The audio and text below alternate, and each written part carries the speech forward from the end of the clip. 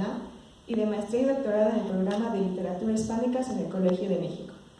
Ha impartido cursos a nivel licenciatura en la Facultad de Filosofía y Letras de la UNAM y en varios planteles de la Universidad Autónoma Metropolitana en Iztapalapa y Xochimilco. Y de maestría y doctorado en el Colegio de San Luis, ha participado en encuentros académicos en instituciones de México y del extranjero. Desde el 2009 es profesor e investigador de tiempo completo como parte de la licenciatura en Lengua y Literatura Hispanoamericana de la Universidad de San Luis Potosí, y desde 2014 es profesor de la maestría y del doctorado en estudios latinoamericanos de la misma Universidad de San Luis Potosí. Es miembro del Sistema Nacional de Investigadores. Es autor de capítulos de libros, artículos de revista y reseñas especializados sobre la obra de Juan José Arreola, Jorge Luis Borges, Adolfo Bioy Cázares, Felisberto Hernández, Octavio Paz, Francisco Tario, entre otros. En 2012 publicó Borges en la conformación de la antología de la literatura fantástica, y le cedo el micrófono a los ponentes. Gracias.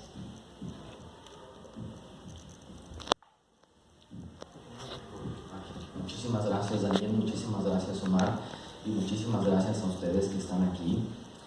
Gracias y felicidades, porque no solamente estamos ante un ensayo maravilloso, sino ante el ensayo ganador del Premio Bellas Artes de Ensayo Literario José Revueltas 2018. Debes estar muy contento, y además, no sé si ya se dieron cuenta, algunos ya tienen el libro entre las manos. Es una edición muy bonita, muy bien cuidada, a cargo de Textofilia. Entonces también, Omar, muchísimas gracias por este excelente trabajo y por hacer de la literatura no solamente una experiencia intelectual, sino también una experiencia sensual, ¿no? El acto de agarrar un buen libro con un buen gramaje, con un bonito papel, con una bonita portada, que en este caso además resume bastante bien el contenido del libro.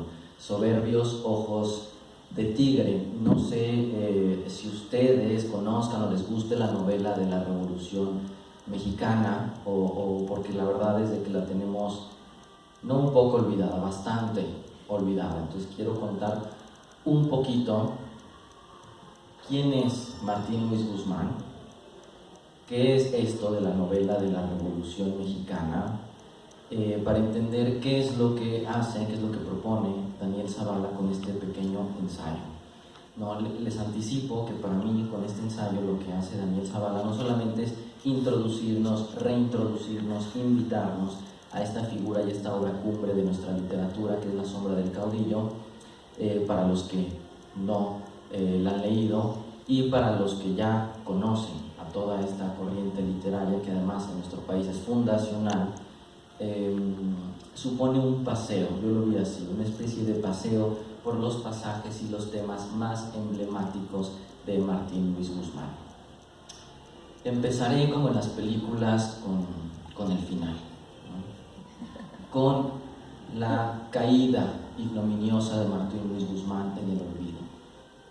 Él, siendo el autor mexicano, el literato mexicano más importante de la década de los 30, para 1968 está inmerso en un escándalo que básicamente pone una lápida sobre su obra. ¿A qué me estoy refiriendo? Me estoy refiriendo al movimiento estudiantil.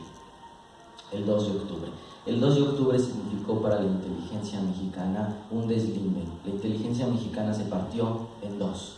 Por un lado quedaron los intelectuales disidentes, los intelectuales que se manifestaron en contra de la arbitrariedad y la represión gubernamental, y por el otro lado quedaron los personajes palaciegos, los que decidieron callar, o los que no solo se callaron, sino que se pronunciaron a favor del régimen.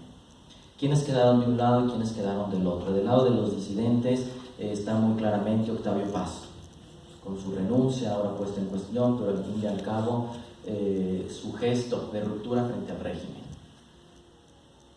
También quedó Carlos Fuentes, claramente Elena Poniatowska, ¿no? Cuando publica La noche de Tlatelolco, etc. Ellos van a ser los adalides de esta nueva inteligencia mexicana. Por el otro lado encontramos a un Emilio Uranga, un personaje del que yo me ocupo, que es un personaje muy siniestro, muy olvidado igualmente. Salvador Novo, un personaje que a partir de entonces va a ser, y ya desde antes, va a ser tachado de frívolo, de acomodaticio, ¿no? Y Martín Luis Guzmán, ¿por qué? porque en la reunión anual de periodistas y comunicadores, Martín Luis Guzmán ofrece un brindis laudatorio a favor de Díaz Ordaz.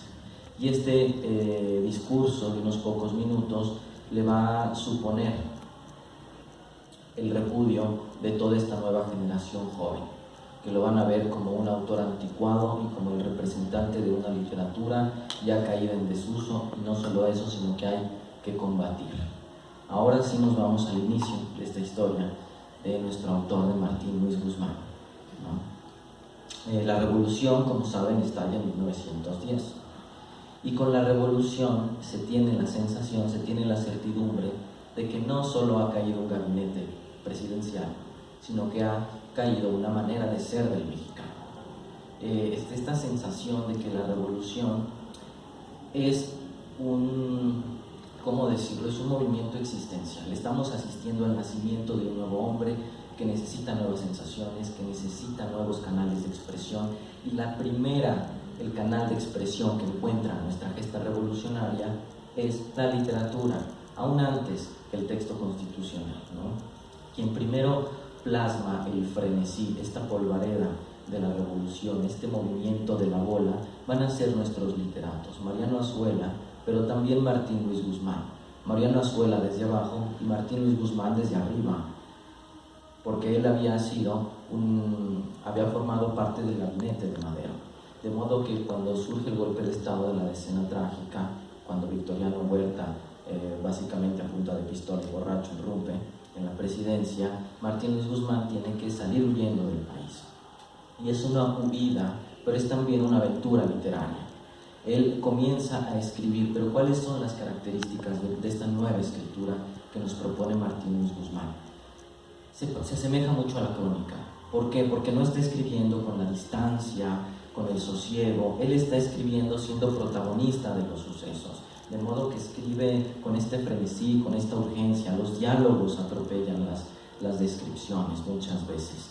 Y van a ser una novela fasciculares, lo cual no era para nada raro, ¿no? Desde el siglo XIX, ahorita sí es raro, pero desde el siglo XIX se acostumbraba mucho que las novelas se publicaran por fascículos en los periódicos, y después ya se reunían en un libro, de modo que no quedaba claro si esta nueva literatura revolucionaria era una crónica, era una especie de novela, pero novela rara, ¿no? Porque los personajes se introducían a sí mismos a partir del diálogo, ya no están estas descripciones pausadas.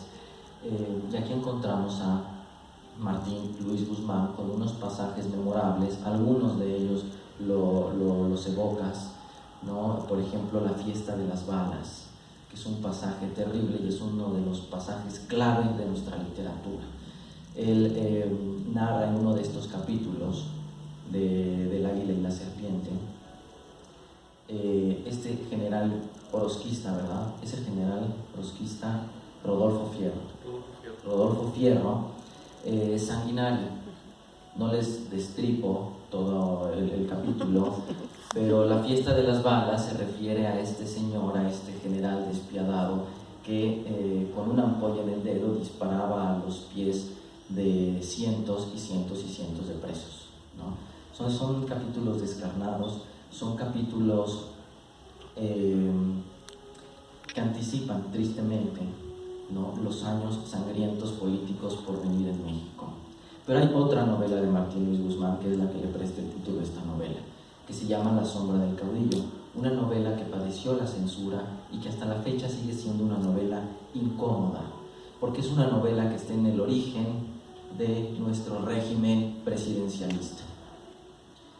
El general Serrano, hablemos brevemente del general Serrano. El general Serrano en 1927 es una fuerza opositora para el régimen. ¿Quién era el presidente en 1927? Plutarco Elías Calles. Todavía no era el jefe máximo de la revolución, pero estaba por perfilarse, ¿no?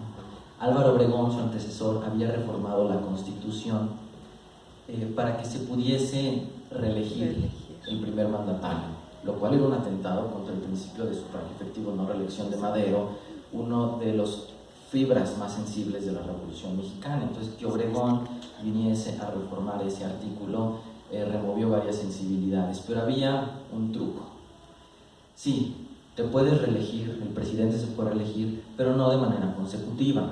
Tienen que dejar pasar un cuatrienio.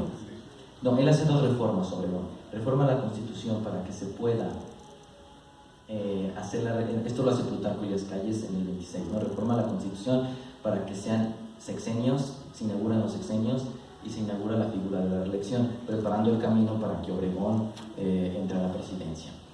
Pero claro, no era el único general que quería su tajada del pastel, Obregón. Hay otros generales que querían cobrar por sus servicios a la patria, y uno de ellos era el general Serrano. Y aquí es uno de los episodios más lamentables, más tristes de nuestra historia, porque este general Serrano en el 27 fue víctima de una emboscada y fue acribillado en Huitzilac. Martín Luis Guzmán está siguiendo estos sucesos, y no solamente los está siguiendo, sino que los está elaborando bajo una fina y muy translúcida pátina de ficción. Y él lo empieza a publicar en los periódicos. Cómo son los tejemanejes de la política mexicana, cómo funcionan las cámaras de diputados, cómo funciona este juego de poder que está por sistematizarse. Y el punto cumbre de la novela, como sabemos, es el asesinato en Huitzilac. Pero él lo está escribiendo mientras está sucediendo. Entonces imagínense cómo fue la recepción. Fue una recepción bastante adversa, ¿no?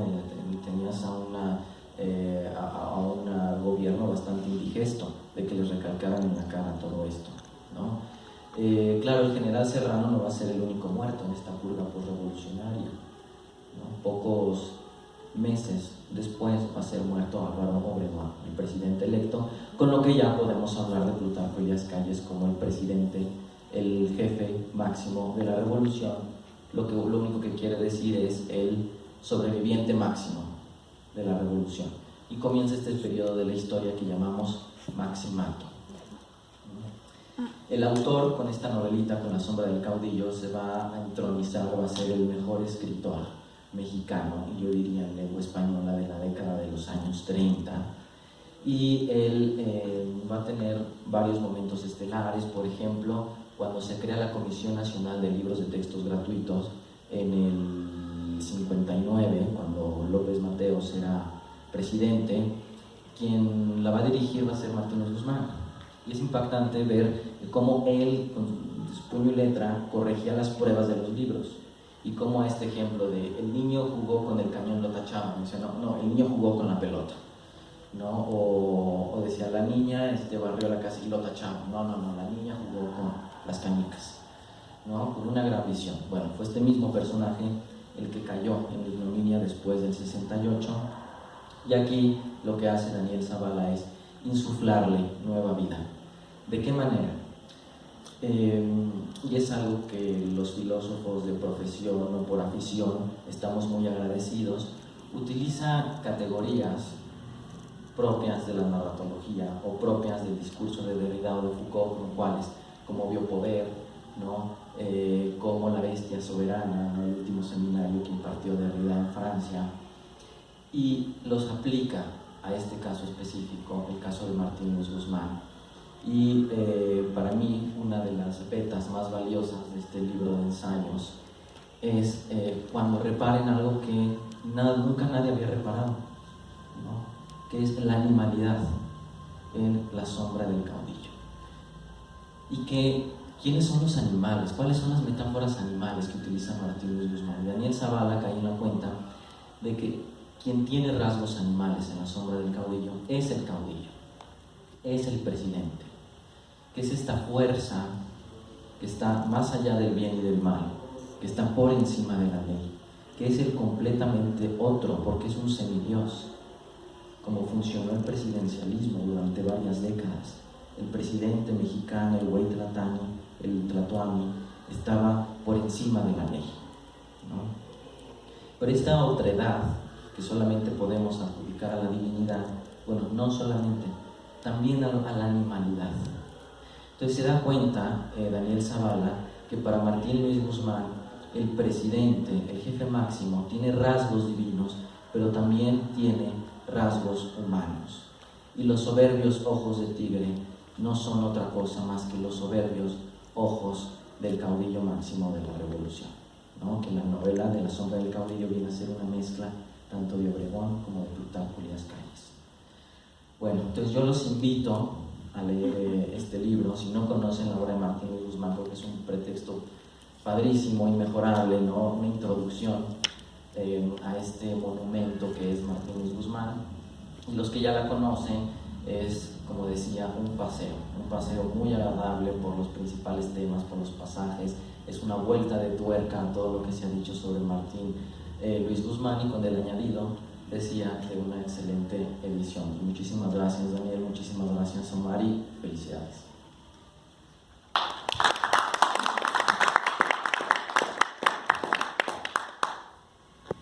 Hola a todos, otra vez. Bueno, pues yo les voy a venir a contar cuál fue la experiencia de nosotros como editorial al recibir Soberbios Ojos de Tigre. Fue un libro con el que a mí particularmente me gustó mucho trabajar. Todo aquel que haya tenido la experiencia de la investigación académica sabe muy bien que no es tarea fácil.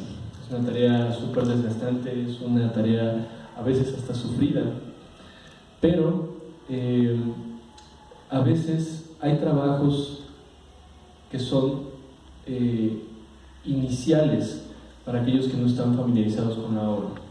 Entonces, cuando recibimos el manuscrito y yo me puse a checar cuál podría ser un buen tratamiento de edición y de formato para el mismo, justamente notaba que hace un bagaje conceptual que no es muy común.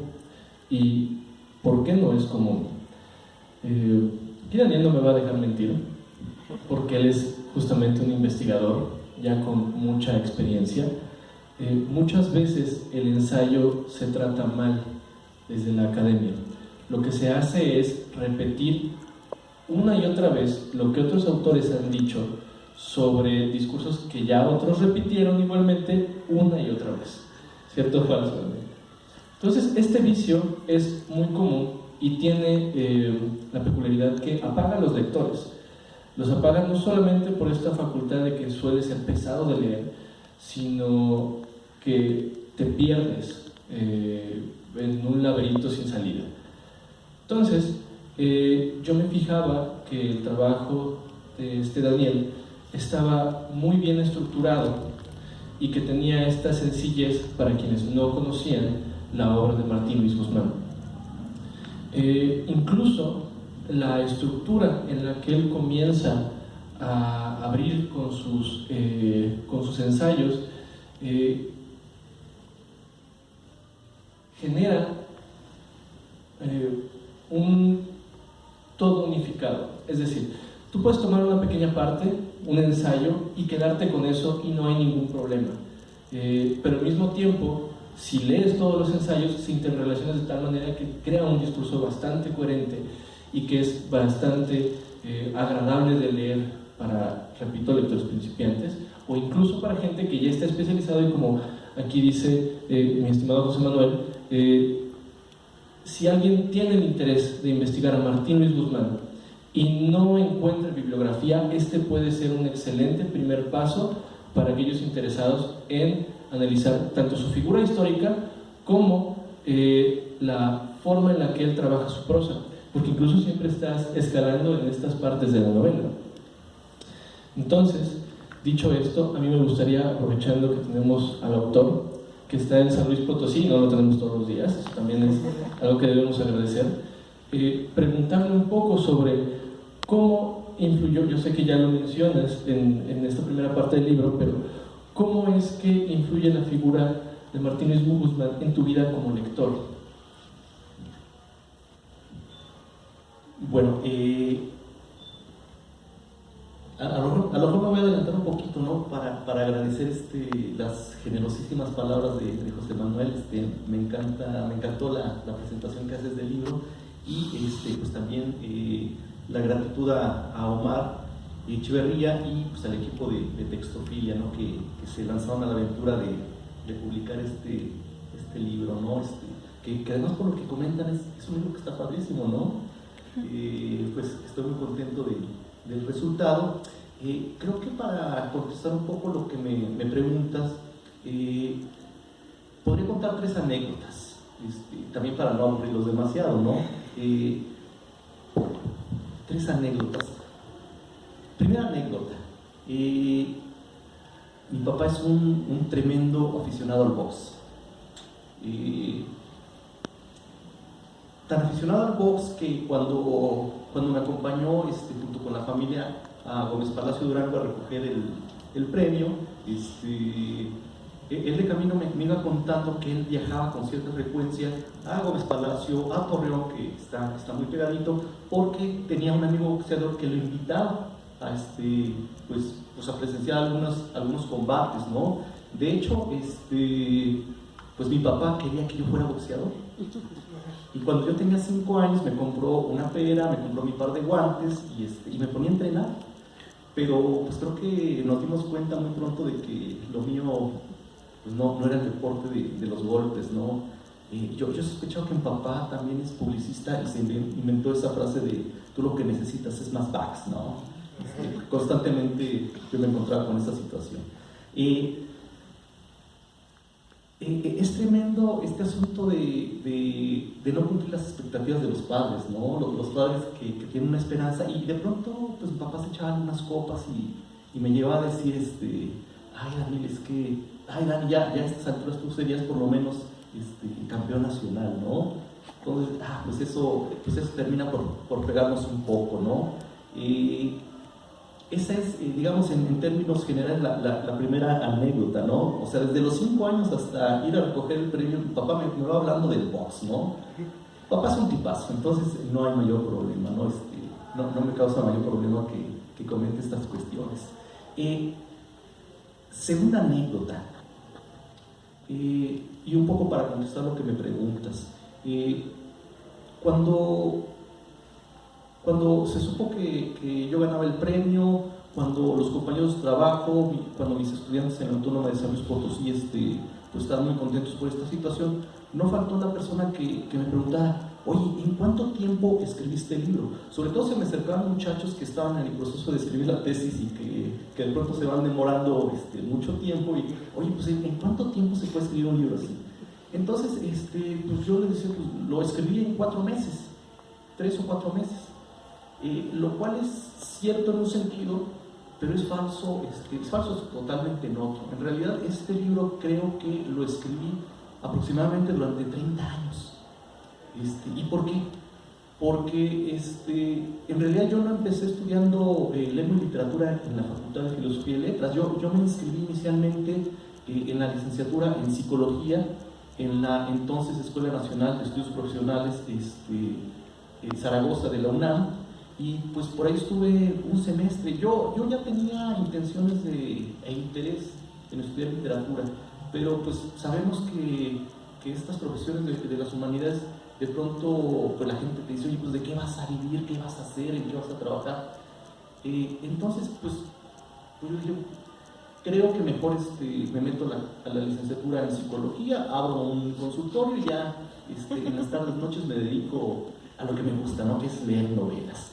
Entonces estuve yo estudiando psicología un semestre, pues la verdad es que no me gustó demasiado la licenciatura y sobre todo quizás entrar al laboratorio de una materia que se llama Fisiología del Sistema Nervioso Central, ¿no? Donde teníamos que convivir o analizar cadáveres diseccionados. O sea, me aterrorizó, ¿no? A los 5 años me aterrorizó el box y ya en la licenciatura me aterrorizó ver cadáveres, ¿no? Entonces dije, no, yo no puedo estar aquí. Pues evidentemente brincar de una licenciatura a otra implica pues muchos temores, ¿no? Muchos problemas vocacionales, ¿cómo van a reaccionar en casa? Y sobre todo para la literatura. O sea, psicología parecía algo serio, pero la literatura ya no tanto, ¿no? Entonces, pero en ese entonces descubrí dos novelas que me abrieron el camino. Una de ellas fue Crónica de una muerte anunciada de Gabriel García Márquez, que para mí es un monumento, es una novela venerada, como muchas otras cosas en la obra de García Márquez, Pero el otro libro que yo no sé cómo es que llegó a mis manos fue La sombra del caudillo. Esto ocurrió más o menos en 1989-90, es decir, estaba empezando el régimen de Carlos Salinas de Gortari, entonces creo que era una lectura muy pertinente. Por cierto, si no han leído la novela, qué padre que hablamos también en mi libro, también para que se animen a leer la novela, y si no pueden leerla o no pueden conseguirla o les da un poco de pereza, pónganla en YouTube. La película es buenísima, de veras es una película muy muy buena, la sombra del caudillo, que también estuvo censurada a partir de 1960 y hasta 1990, en que la desenlata Carlos Salinas de Gortari. De hecho tiene que poner en circulación dos obras cinematográficas, ¿no? Rojo Amanecer, que ustedes saben, hablaba sobre el asunto del 68 y causó mucha polémica al grado que no querían que se proyectara, y de manera paralela pues dijo, pues ya una vez metidos en esto, también desenlatamos La sombra del caudillo, que tenía 30 años guardadita por ahí, perdida. Entonces yo descubrí la novela, quizás un poco por el contexto que estamos viviendo, y me dejó con la boca abierta. Yo dije, qué novela más impresionante. Es una novela muy actual, porque es una novela que reflexiona y presenta la lucha por el poder. En ese sentido, si los ensayos que escribí son muy novedosos, es porque en realidad la novela es muy actual, o sea, no ha perdido vigencia, y ahorita está cumpliendo 90 años. Fue editada como libro por primera vez en 1929 en España, y pues estamos en el 19 conmemorando los 90 años.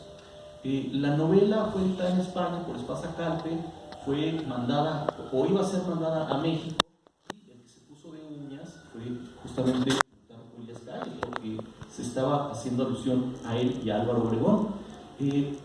Entonces el plan de Plutarco Elías Calles era evitar a toda costa que circulara la novela, pero recibió el consejo de un intelectual de la época, Genaro Estrada, que le dijo, no, espérate, si tú la censuras, lo que vas a provocar es el efecto opuesto, la gente va a querer leerla, entonces déjala que circule, no va a pasar mayor cosa. En fin, el caso es que, pues quiero hasta hacer una anécdota, ¿no? Estas dos novelas me convencieron de que yo lo que necesitaba no era Vox, sino literatura, ¿no? Entonces vamos a la licenciatura en letras. Y bueno, pues una de mis intenciones para cerrar mi formación universitaria era escribir una tesis ya fuera sobre García Márquez o sobre Martín Guzmán, pero en ese momento pues no estaba yo preparado, ¿no? Yo no podía escribir una tesis, un documento de 80 páginas, rindiéndole el honor que merecía la novela. No lo pude hacer. Y pues tuve que esperar a 2017, en que se me concedió un año sabático en la universidad, y pues yo me comprometí a escribir 2 o 3 ensayitos sobre la novela, que por cierto no me salían, no me quedaban los ensayos, y llegó agosto y yo leía mucho pero no había escrito nada. Entonces fue cuando empezó la adrenalina, pero de pronto me pasó una cosa bien curiosa, ¿no? José Manuel es novelista. Ya ves que dicen que a algunos novelistas les pasa que crean a un personaje, y de pronto el personaje sale un poco fuera de control y empieza a hacer cosas que el autor no esperaba que hiciera su personaje, ¿no? Como que va cobrando autonomía. Así me pasó un poco con el libro, ¿no? Yo planeaba el libro con una serie de ensayos y una serie de temáticas que finalmente no cuajaron, ¿no?